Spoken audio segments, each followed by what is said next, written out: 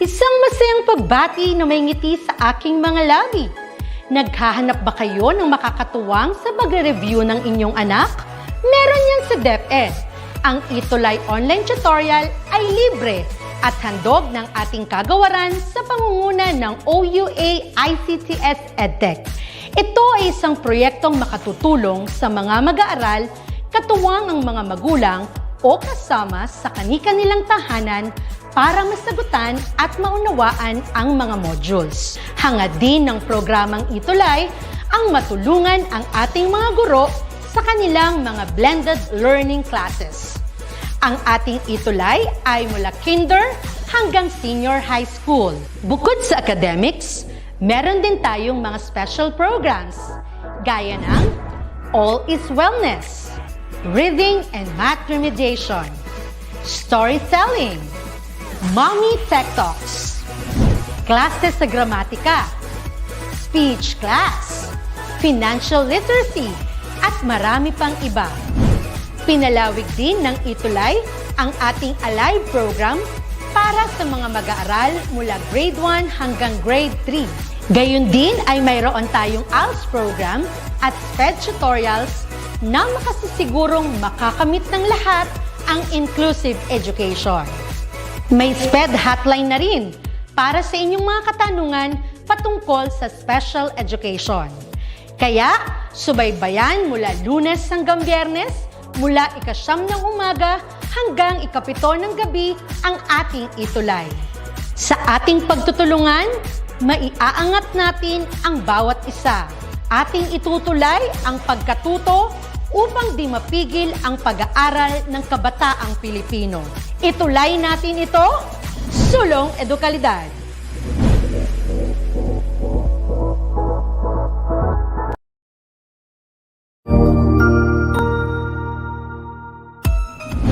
Mabuhay! Good day to all! I am your tutor Madge. Welcome to ETUlay, a free online tutorial, an initiative of the Department of Education, Information and Communications Technology Service, Educational Technology Unit, ICTS EdTech. This program is aimed at helping and assisting learners from kindergarten, senior high school, ALS, Alive and SPED learners. Aside from answering the modules, the ETUlay is offering programs which you will surely look forward to. Together with our parents and teachers, the ETUlay will bridge the gaps where difficulty and ease meet in learning new knowledge and skills. So, let us prepare our modules, pen and paper. Ready your mind to see and hear worthwhile and interesting lessons. Let us now study and learn, together with our volunteer online tutors. Tara na!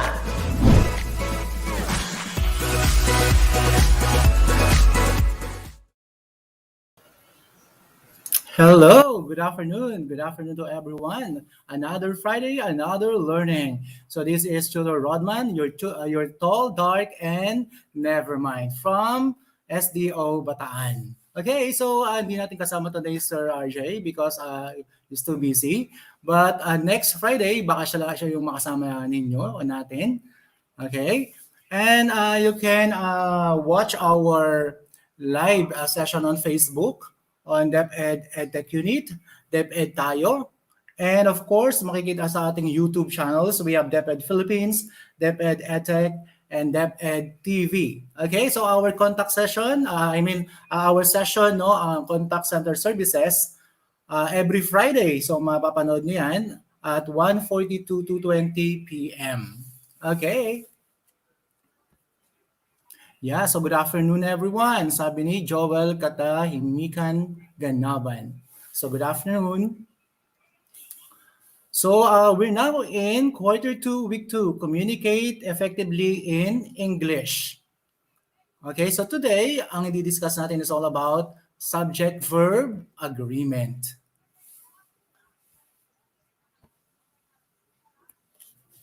And for our objective for this session, use English language, deploying oral, written, listening, and grammar skills. And let us review. Okay, so last session, we talked about what is a version test or the version test? So version test, it is a computer-generated spoken English language test. Yeah, it is an automated language test that administered on training and recruitment.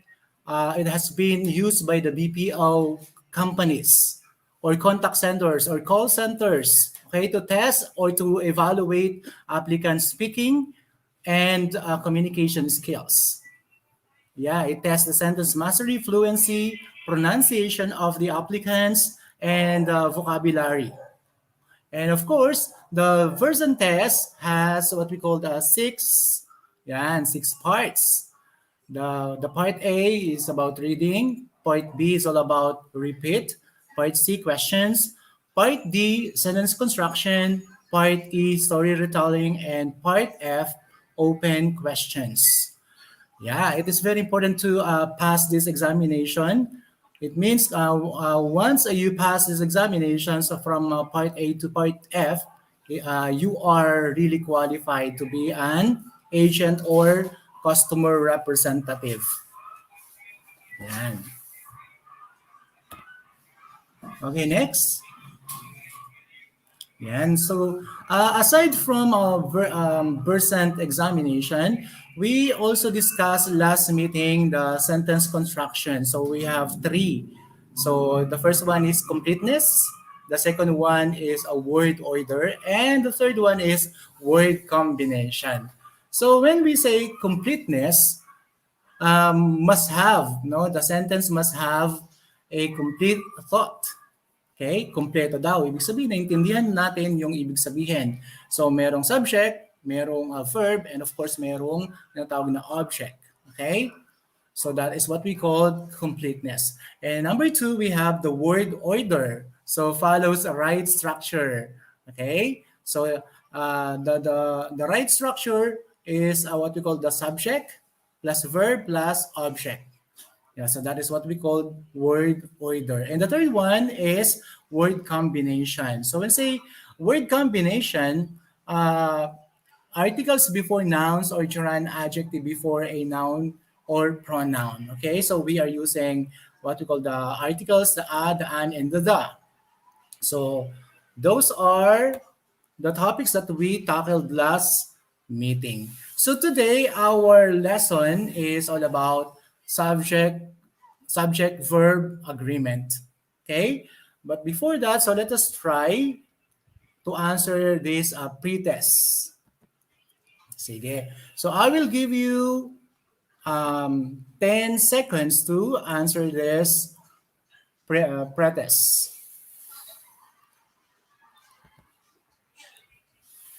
So number one, we have Mrs. Smith.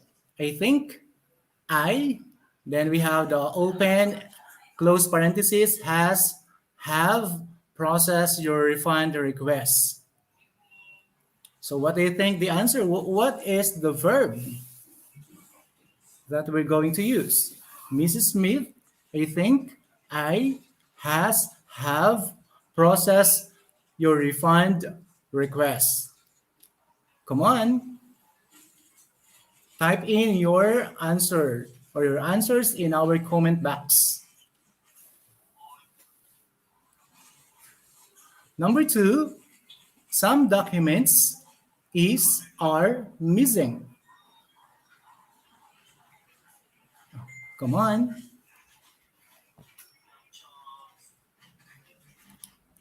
So what do you think? The verb in number two. What is the answer number two? How about number three? Every agent have been provided with noise canceling headphone.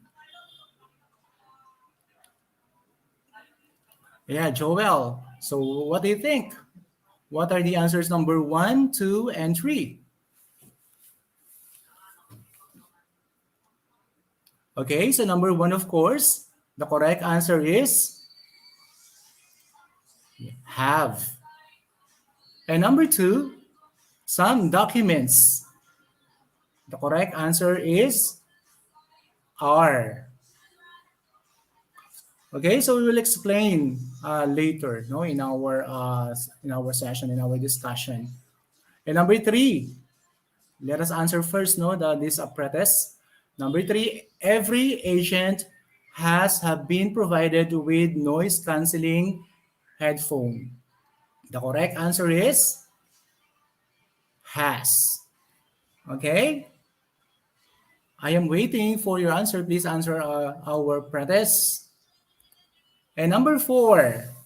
So number four, we have either the agents or the manager has have the problem. Either the agents or the manager has have the problem. And number five, either the manager or the agents has have the problem. And number six, trousers is are ideal clothing in a cold workplace. So what do you think? What do you think the answers in number 4 to 6? Come on, guys. I know you are listening. So what do you think the answer in number 4, 5, and 6? Yep.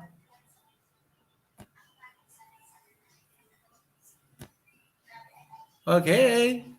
So moving on. So let us now answer 4, 5, and 6. So in number 4, the correct answer is what? Either the agents or the manager. The correct answer is has. Okay?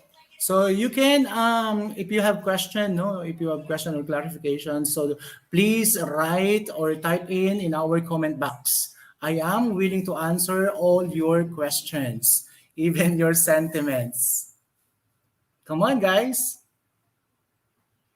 Yeah, how about number 5? In number 5, either the manager or the agents. Ito naman, baligtad, no? Nagkabaligtad sila. Either the manager or the agents have the problem. What do you think the answer? The correct answer is have. Okay? In number 4, the answer is has. And then in number 5, the correct answer is have. Okay? Meron na ba kayong clue? Okay, nabubuo na ba? Naintindihan na ba? Now with these examples. And number 6, trousers is our ideal clothing in a cold workplace. And the correct answer is, in number 6, the verb is what? Are. Okay, thank you. And next, number 7. In number 7, and 8. Okay, number 7 and 8. Statistics shows that there is an increased number of home-based call center employees. And number 8, 500 meters run are good for your health. Hello, everyone. I know you are listening. I know you are watching. Please, come on. Type in your comments in our comment box. Yeah, number 7 is statistics. Okay? Statistics, as you can see, statistics has letter S. Okay? Statistics shows that there is an increased number of home-based call center employees. So what is the correct verb? Is it show or shows? Our subject is statistics. So what do you think? Yeah, good afternoon po from DC Lata. Good afternoon. Come on, please answer our pre-test. Number 7, number 8. DC, what do you think the answer in number 7? The statistics shows that there is an increased number of home-based call center employees. Hurry up, guys. And number 8, 500 meters run is are good for your health. So what do you think? Number 7, so okay. So let's reveal the correct answer. Number 7, sabi ko kanina, no, statistics, it has. Meron siyang S sa dulo, statistics. Okay? The correct verb is, of course, ano yung sagot natin? Number 7. Yeah, good afternoon po from Ivory Benitez. Good afternoon, Ivory. Come on.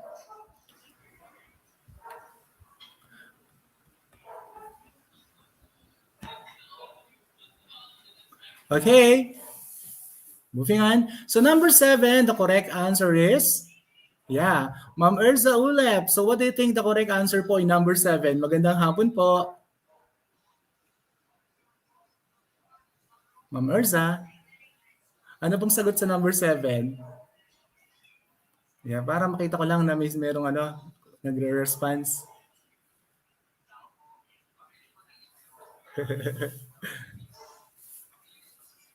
Okay, number 7, we have, of course, the correct verb is shows. Okay, and number 8, we have 500 meters run is are good for your health. The correct answer is, yeah, thank you, Ma'am Erza. Yeah, tama po ang sagot, shows. How about number 8? Ayan, nakikita ko na, meron palang nagre-response, no? May nakakarinig sa akin. Akala ko lang mag-isa nagsasalita eh. Yeah. Ako lang pala ang mag-isa. Number 8, 500 meters run is are good for your health. The correct answer is. Thank you. Moving on. Yeah, so let us now proceed to our lesson for today. Okay, so it's about verb, no, subject-verb agreement. So we have rule number 1. Thank you again, Ma'am Erza Ulep. The correct answer is. And congratulations. So rule number 1, the most basic subject-verb agreement rule is that subjects and verbs must agree in number. Okay, do not forget, so we have two, no? So we have two numbers, that's singular and plural. So singular from the word single. Okay, pag sinabi natin singular, it means a single lang siya, isa. Okay, only one, singular. And when we say plural, it means two or more, marami na siya. Okay, plural. Okay, so by the way, do you know that the most common subject-verb agreement mistake happens in the present tense? O bakit daw? Yeah, it is because it is only the simple present tense that has two tense forms. Do you still remember those two forms? Alala niyo pa ba yung mga two forms na sinasabi ko? So we have two forms daw, no? Yeah, the first form is the base form of the verb, and the second one is the S or ES form, where you add an S or ES to the base form of the verb, right? So how do we know which form we should be using? Yeah, ito daw yun, no? So we have we have two forms, the base form and the S or the ES form. So here's how to form these two forms. To form the present tense form of the verb, so you must first identify the number, okay? Either singular or plural. And the person of the subject, okay? If it is in the third person. O bakit daw? So it is because it is only the third person singular subject that uses the S or ES form of the present tense verb. So all the other subjects use the base form of the verb. So therefore, you need to know what your third person singular subjects are. Okay, so they're quite easy to remember. You only have two types of third person singular subjects, pronouns and nouns.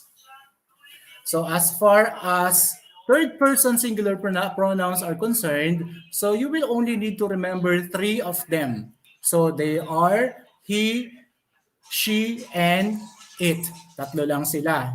Okay? So he, she, and it. And what about nouns? Just remember that all singular nouns are third person singular subjects. So they are the only subjects that require the s or s form of the verb in the present tense. That clear? Okay, so that is what we call rule number 1. Okay, the most basic subject-verb agreement rule is that subject or subjects and verbs must agree in number. Okay? So, siyempre kapag singular ang subject, the verb must also singular. Kapag plural ang subject, plural din ang verb. Okay, is that clear? Okay, moving on. So, ito yung sinasabi ko kanina, no? The first person, I and we. So, we have what we call the be verbs. For I am, I was. So, we are using am for present tense. And for past tense, we are using was. Okay? And for we, okay, for we, so we are, we were. So, other verbs we have, learn, by, call. Okay, so we have the second person you. So the be verbs. Okay, in here, no? So you are, you were. Okay, and other verbs we have, ran, jump, do. And third person, so this is what I am telling you earlier. So the third person, he, she, it. Okay, so he is, he was. She is, she was. It is, it was. And other verbs, it has, it does, or shares, teaches, shows. Okay, so those are what we call persons. Yeah, so thank you, sir. Tutor John Nexel, they read from watching from SDO Angeles City po. And of course, Liwayway Robles. Tutor Liwayway, thank you for watching from SDO Angeles City. Yeah, thank you for supporting us. Okay, next. Rule number 2. So we have rule number 2. So if two parts of a compound subject is separated by the word and if both parts refer to different individuals, the compound subject is considered plural and the verb must be plural. Okay? So in our rule number 1, so malinaw doon, no? Nasabi daw, kailangan nag-agree daw doon sa subject. Okay? Siyempre, yung sa subject. Kapag ang subject is singular, siyempre the verb is also singular. Kapag ang plural, the subject is plural, of course, the subject must be plural. This time naman, if two parts of a compound subject is separated by the word and if both parts refer to different individuals, the compound subject is considered plural and the verb must be plural.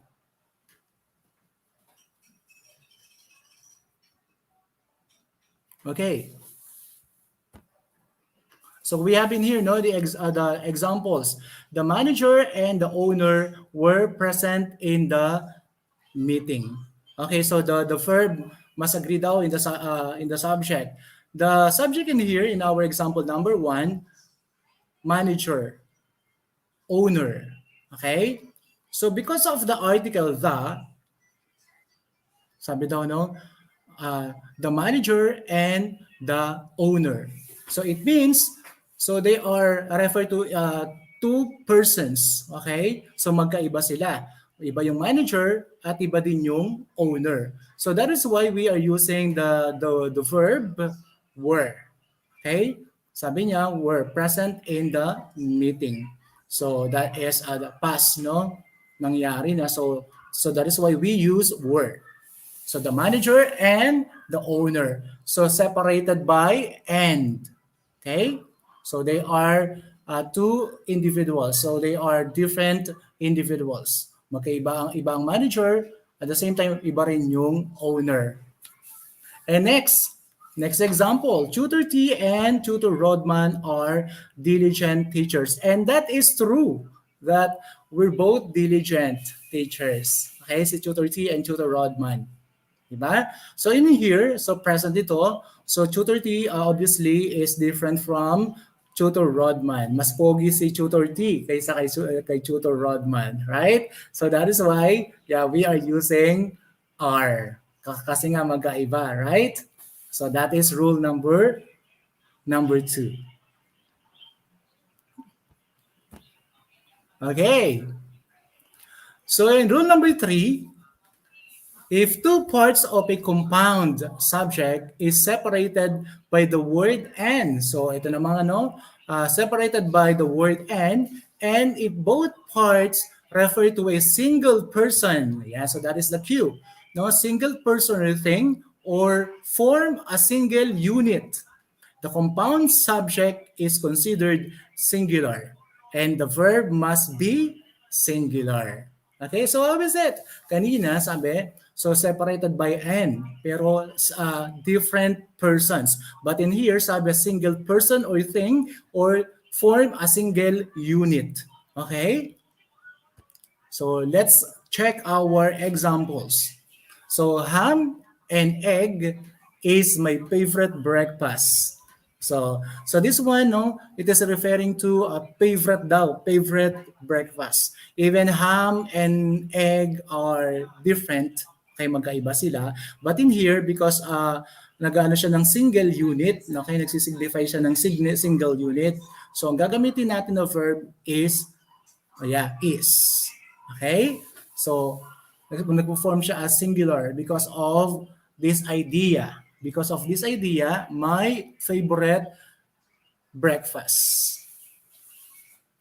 I hope you understand. Okay? And number 2, for you to understand it more clearly, so the manager and owner, okay? The manager and owner of the company was present in our meeting. So this time, so the manager and owner without the article the owner. Ayan, wala yung the dito sa owner. The manager and owner. So that is our subject. It means it is referring to one person. The manager as well as the owner. Isa lang yon, isang tao lang ang pinag-uusapan dito. The manager and owner of the company. So that is why we are using verb was. Okay? Present in our meeting. Because it signifies one person. Okay? Nagsasabi, isang tao lang ang pinag-uusapan dito. The manager and owner of the company. Is that clear? I hope so. Okay, next. Yeah, rule number 4. So rule number 4, if a collective noun in a particular sentence represents the individuals acting as a unit, the noun is singular. And then if the sentence indicates clearly that the individuals are acting separately, the noun is plural. So these are the cues. Okay? Sabi daw, so once a collective noun daw in a particular sentence, nire-represent niya, represents the individuals acting as a unit. Ibig sabihin, isa lang, no? So nag-signify siya na isang unit. So the noun is singular. If the sentence indicates clearly that the individuals are acting separately, wahiwalay, okay? Isa-isa. The noun is plural. Yeah, so how is it? I know, no? So para mas malinaw, so let us have these examples. So the community is opposing the cementing of this road. So in here, so community, that is a collective noun. Ibig sabihin, pag iisipin natin sa community, ang dami-dami nilang members, ang daming tao. But again, sabi daw, no, so when collective nouns, no, represent a single unit, okay, or act a single unit, so the verb must agree to the subject. Okay? So ito, ano, so acting a unit, so ano niyan, ang verb niyan is also singular. Right? So the community is opposing the cementing of this road. Ibig sabihin, yung buong community, the whole community, so they act as one. Okay? Nagkakaisa sila. So that is why yung verb na gagamitin natin in here, in this example, is singular, is. Malinaw? And number 2 question, the family order. The family order their costumes online. Ito naman, acting as an individual. Do not forget, do not confuse. Kapag verb with S, that is singular. Okay? So without S, ibig sabihin that is the base form, that is plural. So in here, in our example number 2, the family order their costumes online. So they act as an individual. Ibig sabihin, every member of the family orders their own costume. Okay? So isa-isa. Kaya nga ang ano natin, ang verb natin dito, order, not orders. Okay? Again, do not confuse. Kapag verb with S, that is singular. Okay? Without S, that is plural. So magkaiba kasi sa noun eh. Sa noun kasi, once na may S, okay, yung subject or yung noun, nagiging plural na siya. Okay? Kapag walang S ang noun, singular. But sa verb, okay, so sa verb of course, once it has S, ang tawag doon, singular. Baliktad sila, no? Kapag namang walang S, that is plural. Okay? Moving on. And rule number 5. So the indefinite pronouns, one, no one, anyone, everyone, someone, anybody, nobody but you, yeah, somebody, each, either, and neither are always singular and take a singular verb. Do not forget this. So these are what we call the indefinite pronouns. One, isa, no? One, no one, anyone, everybody, someone, anybody, nobody. Yan. Somebody, each, either, and neither are always singular. Okay? And take a singular verb. Ayun lang naman ang tatandaan. So all of those body, one, right? So those are singular. Okay. And these are examples. So each of these eggs has been inspected. Yan. Ibig sabihin, each of this. Ang dami, no? These eggs. But of course, gumamit tayo, no? We use verb has in here. Bakit daw? Kasi remember, sabi each daw. Each of these eggs. Ibig sabihin, isa. Okay? Or bawat isa. Okay? So each of these eggs has been inspected. Isa-isa. Okay? So that is singular. Somebody is following me. Another example. Okay, indefinite pronoun somebody. Okay, the pronoun we use somebody. So the verb is. Ganun din, no? Isa lang siya. Somebody, do not forget. So it's somebody, everybody. All of those indefinite pronouns are singular. Okay, and those take a singular. Everybody is welcome to attend our ETUlay session every Friday. And that is true. No? So you are very much welcome in our session every Friday. Right? So everybody is welcome to attend our ETUlay. Everybody. So that is indefinite pronoun. So we use is. Okay? Singular form of the verb. Okay, so rule number 6. So this one, no? Medyo nakakalito ito. So rule number 6, when many, a, each, and every are used to introduce a sentence and function as adjective. Okay? Or adjectives. The subject is singular. Okay? So in here,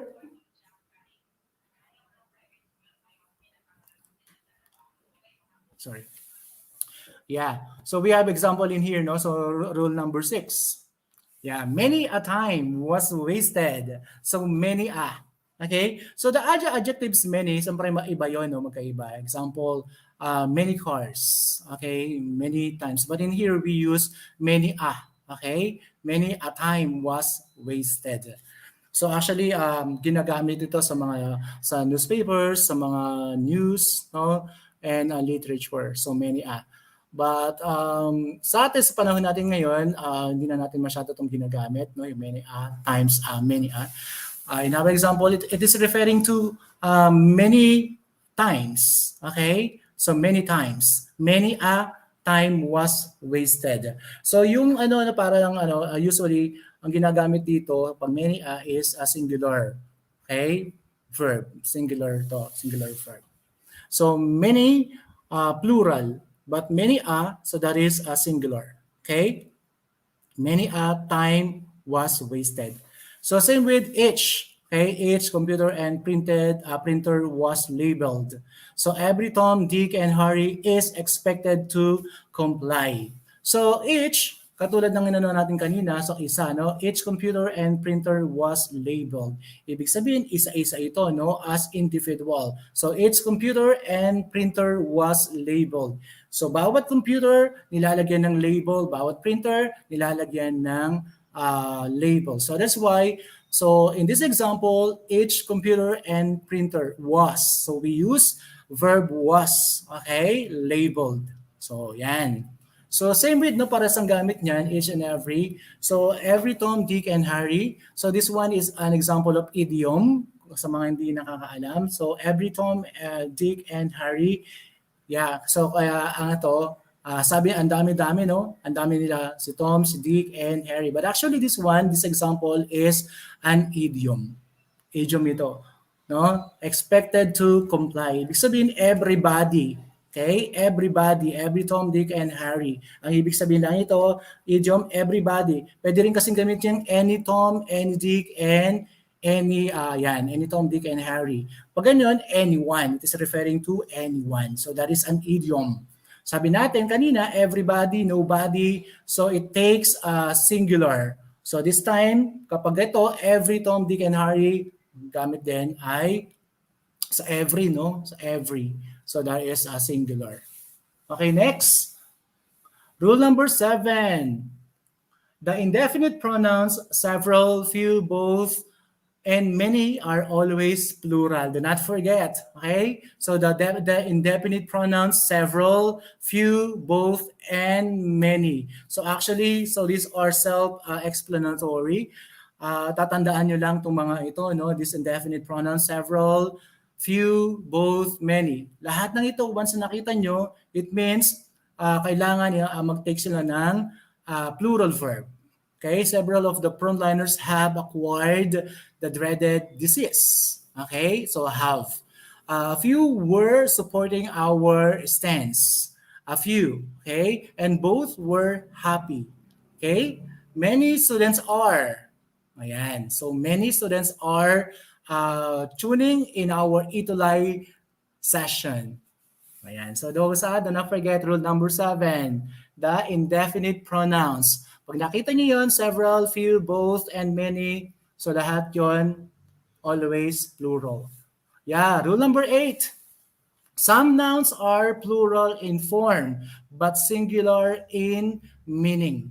Yan, plural in form kasi it has S. Meron, no? Mathematics, statistics, moms, news, may mga S. But actually, this is what we call nouns, no? With are plural, no? Plural in form, but singular in meaning.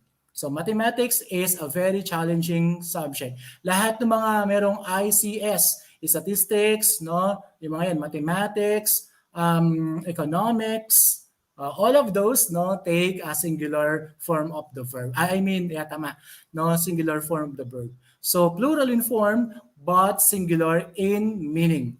Okay, mumps is contagious disease. Good news is always welcome. So that is rule number 8. Do not forget. Okay, the word with ICS. Okay, the S. So mumps, news. Okay, so those are plural in form but singular in meaning. And rule number 9. So certain nouns with plural forms and no singular. So that is the cue. Certain nouns with a plural forms. Okay? Ibig sabihin marami, no? Plural forms and no singular counterpart. Wala silang ka-counterpart o katulad na para singular. Okay? Are nearly always used with plural verbs. Example, riches, grits. Pag sinabi natin grits, yung mga pebbles, no? Eyeglasses, manners, wages, pliers, whereabouts, jeans, binoculars, tweezers, people, scissors, tidings, toasters, minutes, tights, clothes. Yan. So all of these examples, sabi na plural forms and no singular counterpart. Okay? Ayan, ito yung mga examples natin. So these are our examples. So these scissors are mine. Okay? So scissors kasi pair sila eh. Okay? Pair of scissors. These scissors are mine. Yeah, thank you, Ma'am May Fario Decreto. Very helpful topic niyo, sir. Good PM po. Thank you, Ma'am. Salamat po. And number 2 question, my pants were torn. So my pants were torn. Same with shorts. Okay? Sometimes kasi, no, when we say, when we talk about shorts, sabi natin short. But actually, it's not short, but it's shorts. Because isa siya, no, pair sila. Okay? Magkapares sila. Same with pants. Kaya we use were as a verb natin, a verb were. Because pants is plural. My pants were torn. Hindi mo sasabihin my pant is torn because they are in pair, no? Pares sila eh. My pants were torn. So his whereabouts, are not known to the authority. So that is, no? Yung information, the word information, hindi siya pwedeng maging informations, even a lot of information. Ayan, do not forget that, cuties. Okay? Yung the word information, do not add S. Kahit maraming information, it remains. Okay? Yan, so that is. Moving on. Yeah, rule number 10. If one subject is singular and the other is plural, and the words are connected by the words or, nor, neither, or nor, either, or neither only, but also use the verb form of the subject that is nearest. That is the cue. Okay? Nearest the verb. Okay? Pinakamalapit daw. Nearest the verb. So that is rule number 10. Examples. Either the birds or the lion has escaped from the zoo. Bakit daw has? Why we use the verb as? Because yung pinaka-nearest to the verb is the word lion. Okay? Lion. Either the birds or the lion has escaped from the zoo. And example number 2, same, no? Neither the lion nor the bears. This time, the birds nearest to the verb. So that is why we use have. Because birds, no, many, marami, plural, escape from the zoo. So that is rule number 10. So rule number 11, last, no? It's already 2:35 p.m. So rule number 11, a plural noun that shows weight. Yan. Weight, extend, or quantity is singular and take a singular verb. Do not forget, So shows weight, bigat, no? Extent or quantity is singular and take a singular verb. Okay? Lahat daw yan, kahit ilang pa yan. Example daw, 10 kilometers. Ibig no, kung titignan natin, 10 kilometers, ang dami, ang haba, 10 kilometers. But still, no, we are using singular verb. Okay? Kahit gaano pa yan, kahit 20 kilometers, 100 kilometers, kasi nga ano yan, no? Weight, extent, quantity, so that is singular. Kahit na 10 million kilometers pa yan, no? So it's still singular. Okay? It's a long distance to walk. Example number 2, 50 kilograms is a heavy load. Again, no? Same with example number 1, kahit na maging 100 kilograms pa yan, ayan, it remains. Okay? The verb we're going to use is, singular. So 1 million pesos, ang dami-daming pera. So sana lahat tayo magkaroon niya. No? 1 million pesos is the price of a brand new car. Okay? Even it is 2 million or 3 million pesos remains. Okay? Singular pa rin yan. Okay, kasi nga, quantity, extent, weight. Malinaw? Yan. So, konti na lang. So, some things to remember, guys. Do not forget this. Okay? The number of praise ito, no? Praise. Uses singular. Pag pinagkaiba lang nila, the article the and the article a. The number of uses singular verbs. The number of people we need to hire is 13. Okay, singular. A number praise, no, uses plural verbs. A number of people are losing their jobs due to pandemic situation. Right? So these are the things we must remember. The number and the a number phrase. Next, another one. Titles of books, movies, stories, company names, and the like are always singular. Okay? Mga pamagat ng aklat, pelikula, stories, company names, lahat yan ay singular. The singular verbs must be used. Example, The 7 Habits of Highly Effective People is my favorite book.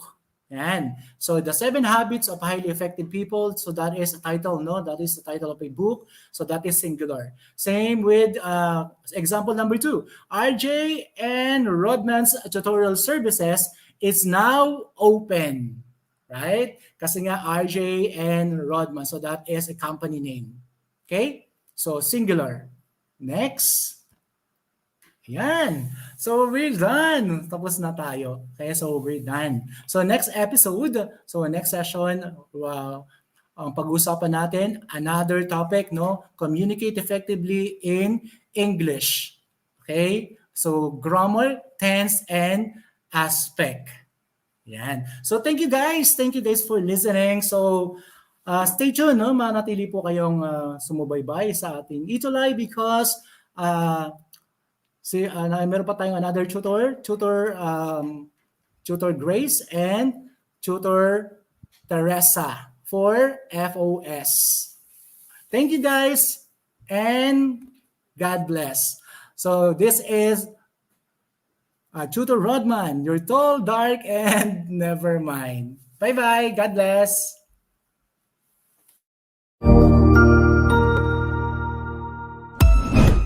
Ang husay naman! Natapos mo ang iyong tutorial session kasama ang iyong mahusay na ETUlay tutor. May bago ka bang natutuhan? I-share na yan gamit ang hashtag ETUlay Level Up.